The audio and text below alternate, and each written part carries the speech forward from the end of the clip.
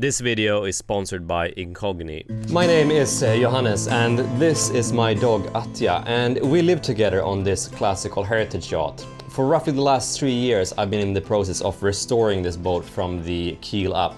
And in the last episode I got some serious work done on the boat. It was a pretty intense learning experience, but in the end I managed to send 3 new frames into the hull. And in today's episode the work continues on the transom.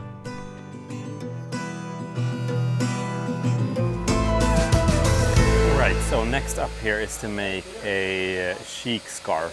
So I extracted the part of the cheek that goes along the keel here. So what it does is it kind of holds down the frames and leaves them something to notch into. So the way this boat was built was that about halfway through the boat the keel comes up into the boat and sits above the planking. The frames then sit flush against the keel and a piece is bolted on top of that to make sure that they have something to notch into.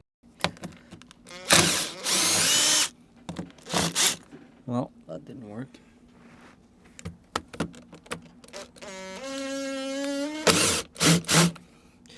And that didn't work. To no surprise, really. The wood wasn't really falling apart yet, but it was getting a little bit stringy and gooey, so I figured I'd just cut it out and replace it. It was a pretty minor job. When doing this kind of work, I find it a little bit tricky to know where to draw the line and when to continue. When I open up an area like this that is incredibly difficult to access when the boat is actually on the water, it's pretty enticing to just keep going and to replace as much as I can. But then again, sometimes I am replacing things that maybe don't really need to be replaced.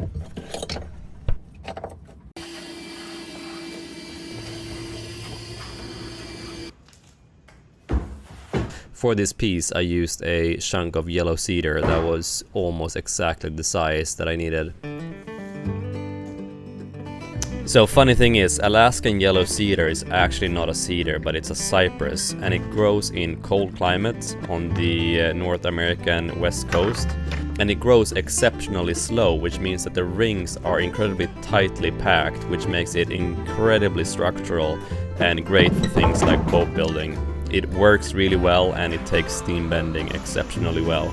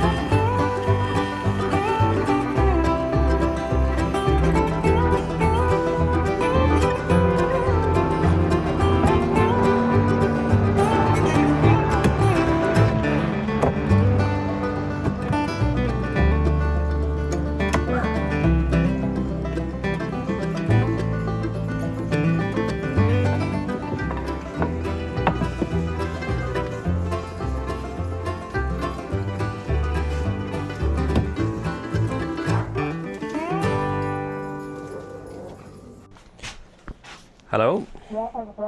What's that? Someone has stolen my data and sold it on.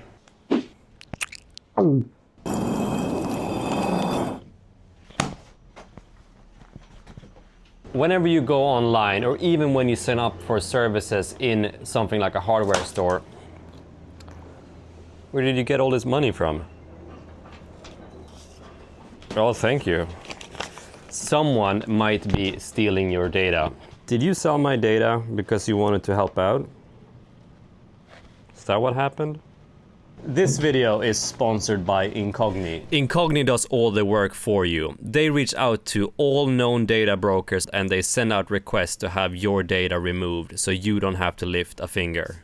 Incogni is also able to do custom removals. So if you are appearing on a website that you don't want to appear on, all you need to do is copy the link to said site and paste it into Incogni's new tool. And Incogni will remove you from that site for you. So I decided to sign up for Incogni myself to see if there's any of my private data that is out there and that is being sold to the highest bidder. And within seconds, Incogni managed to find almost 40 sites that had my data and was selling it on. And that is frankly unacceptable. So if you want to make sure that your personal information is not being sold on to the highest bidder, then go to incogni.com/fast or use the code FAST, F-A-S-T, at Incogni to get 60% off all annual plans and take your personal data back into your hands today.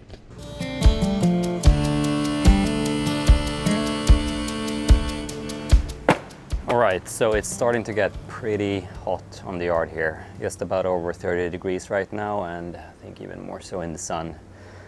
If you're in America, that's like 1,000,000 degrees Fahrenheit. Anyways, so the issue I'm having is, of course, that I'm heating up my hull. The hull has been soaked for a very long time. It dries up, the planks shrink, and the caulking falls out. And if it goes too far, you can actually damage the planking. So I've already jury-rigged a hose system underneath the boat. I was using these kind of garden sprinklers, but it doesn't really work that well. I can only use one. It only covers, 10 feet of one side of the hull. So pretty useless, but it was worth a try because they were cheap. So anyways, I'm gonna redo all that. And I've got this DIY mister system from Amazon. So I got 2 of these, 40 feet each. So I'm gonna run them up my hull. And yeah, hopefully that should do the trick. All right, I'm gonna spare you the agony of watching me put this all together. So we'll do a little time lapse right here.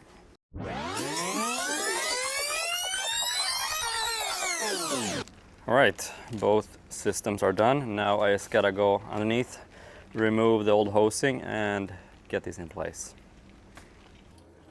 Now the reason why I'm showing this dull work is because a big issue of the planking falling out of the boat was because of them drying out. Now of course the fasteners weren't doing much work, but I wanted to minimize as much damage as I could. Now, just gotta string these up. It is incredibly hot underneath here. Basically a greenhouse.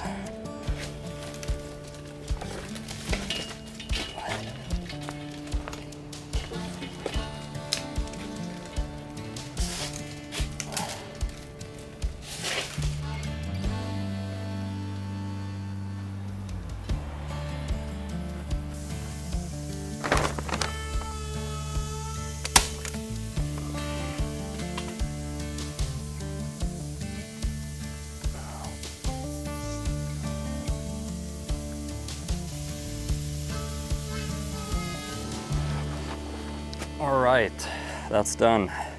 Well, I'm soaking wet, but at least now the hull will hopefully stay wet. On to the next project, I guess. All right, so the yardies have unfortunately propped up my keel unevenly. So I noticed that this door here to my head doesn't close, as you can see.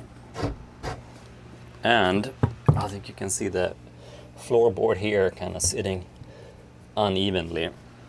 So what I'm gonna do is I'm gonna get under the boat and see if I can get some more blocks underneath, maybe about here. I'm gonna send a couple of shims in and see if I can kind of prop the boat up a bit, bang that piece of plywood out, and then get the shims out and see if I can get the keel to kind of come down a bit and even out.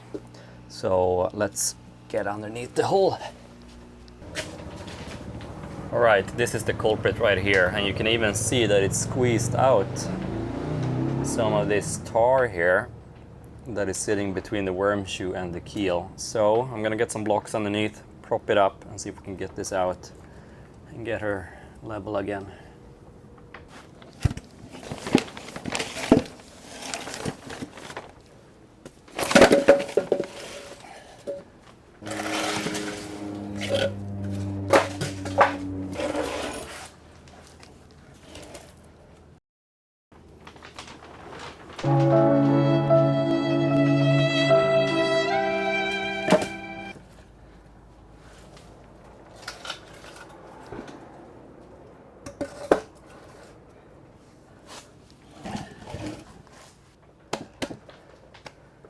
All right, let's see if I can get those shims in.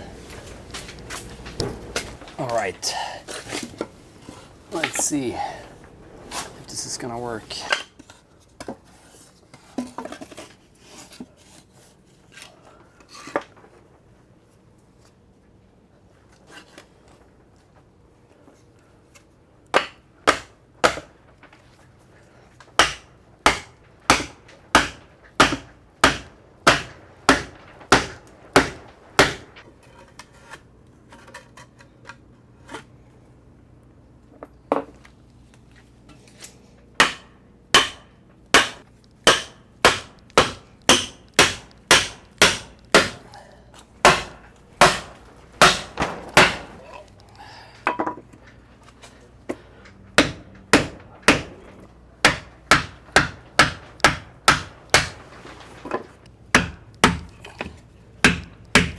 If anyone wonders why I wasn't using a bottle yak, it's because I didn't have one until now.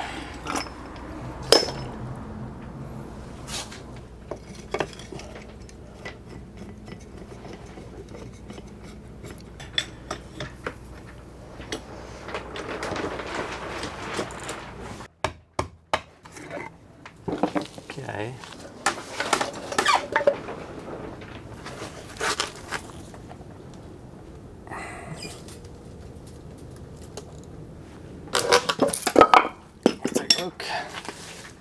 Well, after a bit of work, I managed to get the floor level again. Looking back at this, thinking that the shims were gonna do anything is a little bit funny, to be honest.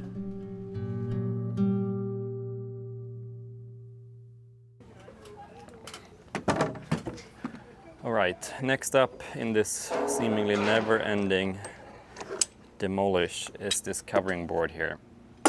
So I need to remove this here, and I should be able to get under with a multi-tool, remove all these screws and slide this out. And the reason why I'm doing this is because the shear clamp or the beam shelf that is underneath here is rotten. It's rotten in the last foot of it, and that's made it so that the planking and the rub rail up here has sprung out. So if I start sending my fasteners into this new frame here, I'm going to fasten everything in the wrong place.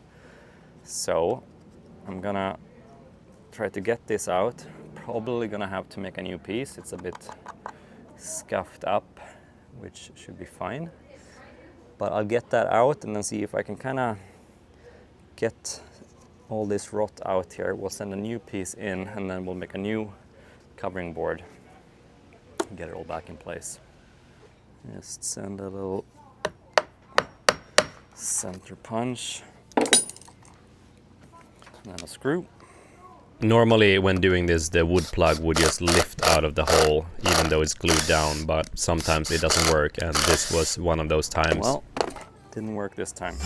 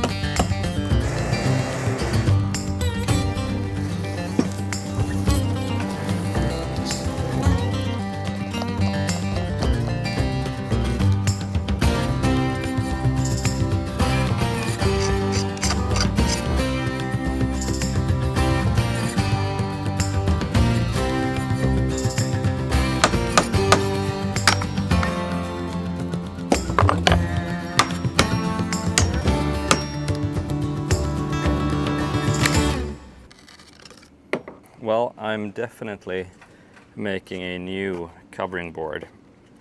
That's fine though, it's a pretty small and simple piece. But it was half-lapped, it looked like. Yes, it was. Which made it really tricky to get this out in one piece, as you can see. So I'm gonna clean this up and then see if I need to take out the other piece on the other side here.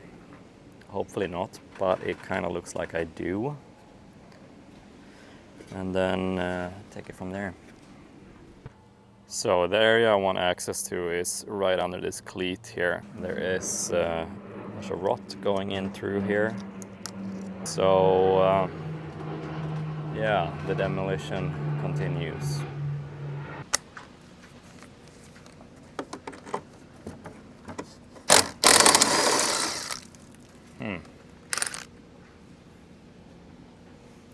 Not much left of that.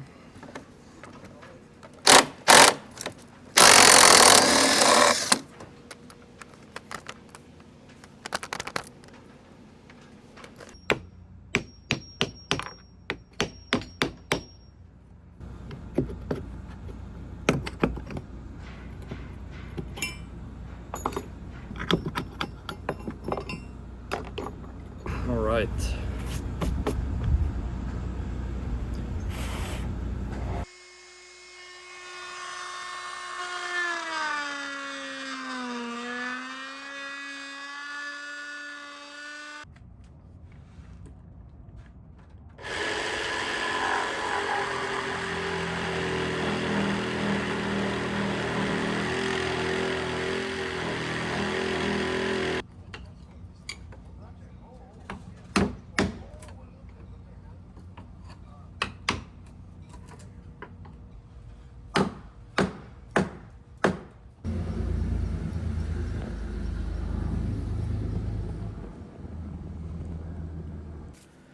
All right, so now I'm gonna mix up some epoxy here, and then I'm gonna pencil this all into this block. And then once that's done, I can start milling a new piece. I'm just gonna take a bit of finessing because it's such a weird shape. And then I'll epoxy that piece into there, and then I can make my new covering board. Got a 2-to-1 epoxy. I'm using these very scientific party cups, filling up to the bottom line.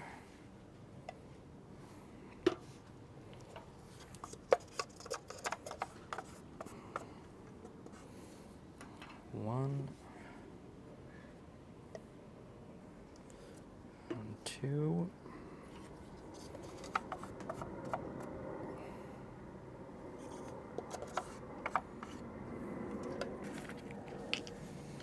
And then my catalyzer.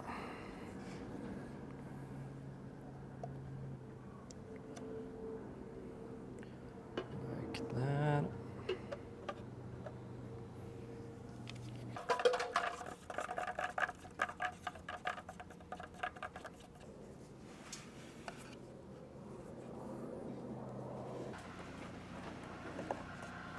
All right, next in line here is to make this little piece that is going to go in here. So it's a bit of a weird shape, but I need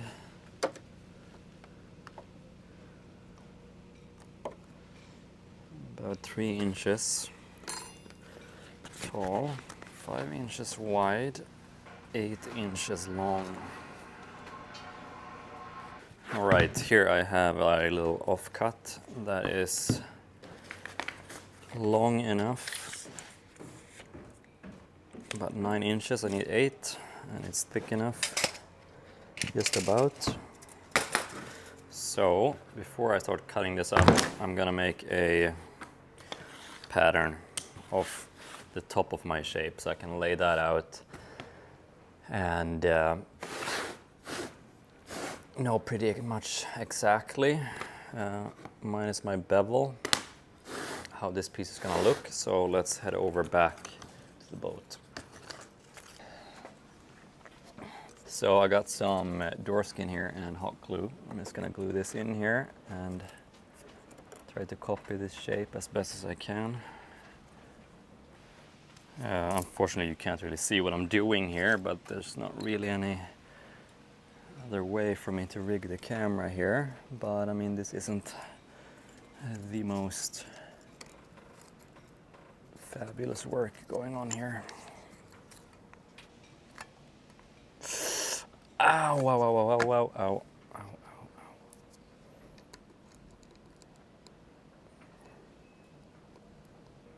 Okay, so this is what it's looking like. And then I should be able to just get my bevel off the planking here. Yeah, I think, you know, generally having like a cockpit outside that you sail from, you adjust this. Now I just need to lay out my pattern here.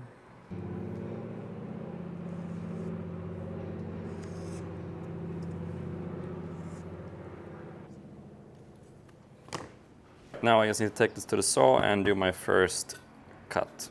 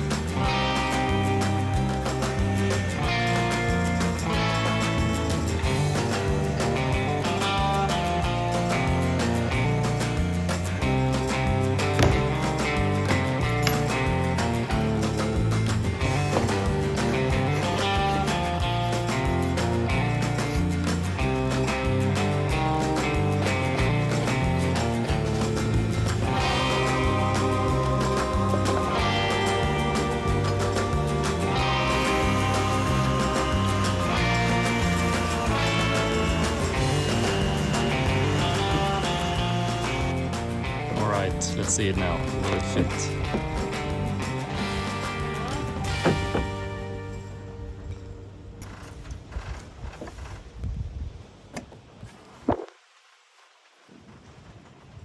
So next up is to make a new covering board. So this one is a bit tired, it's got a bit scuffed up over the time, and I had to cut off this half lap to get it out. So I happen to have this beautiful old piece of over 50-year-old Honduran mahogany that comes from actually from a door from a Red Robin restaurant. So it happens to be pretty much the perfect size for this new piece. So I'm gonna get this planed and then mill out my desired thickness, and then we can draw out our new piece.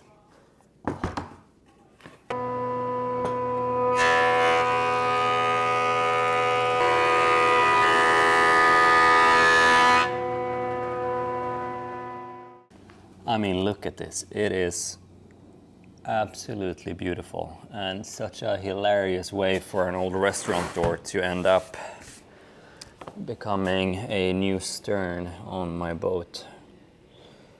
Now I just gotta split this because it's way too thick. I need 3/4 of an inch, and this is about 2.5 inches. So I'm gonna take about an inch. That should give me enough room to cut and plane this to the right thickness. So let's take this to the bandsaw.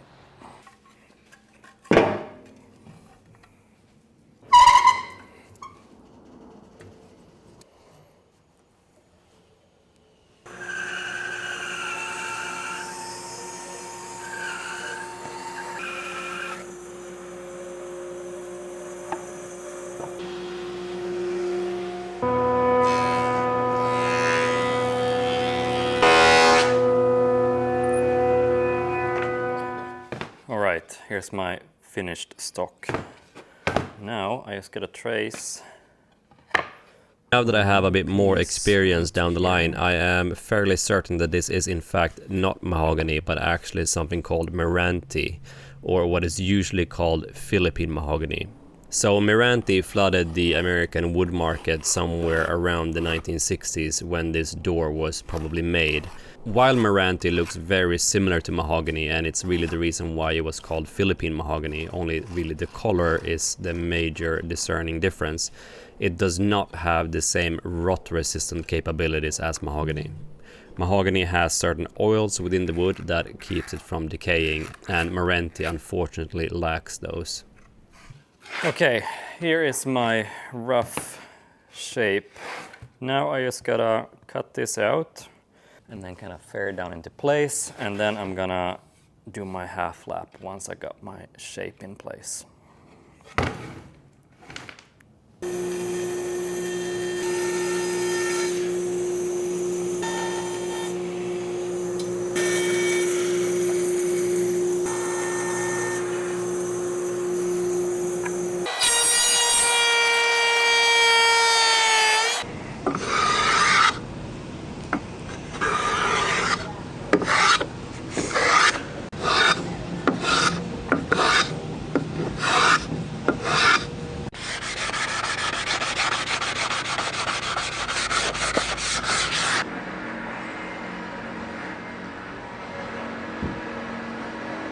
Alright, so I'm gonna give my covering board here a bit of varnish. First I'm just gonna wipe this down with some thinner, get rid of any dust, contaminants.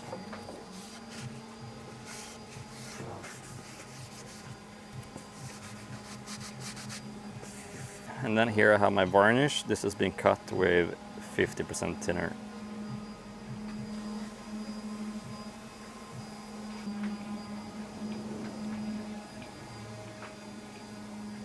Alright, I'm gonna let this rest for 24 hours and then do the second coat.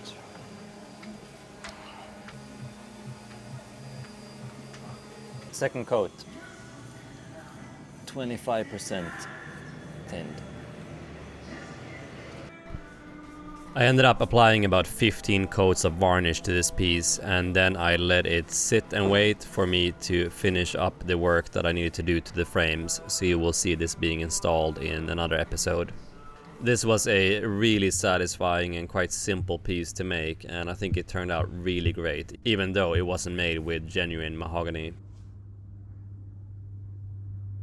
Okay, so I couldn't just leave it there. This is a little sneak peek from way down the line when the piece was actually installed. I hope you get a bit of satisfaction from seeing this.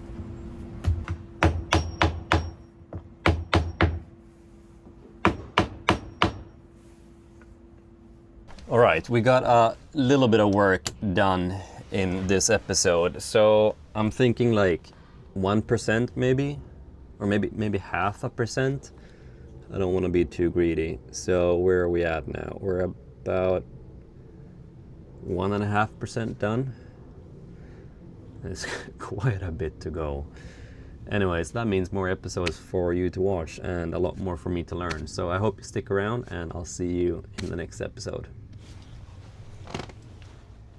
As always, if you want early access to episodes, behind the scenes content, and an ad-free viewing experience, or even merch like these handwritten postcards, this one is going out to Newton Renda, or one of these handmade key rings that I make myself, it's a little fender, or maybe even one of these little pins of the boat that you can see me wearing on my apron, then check out the Patreon below.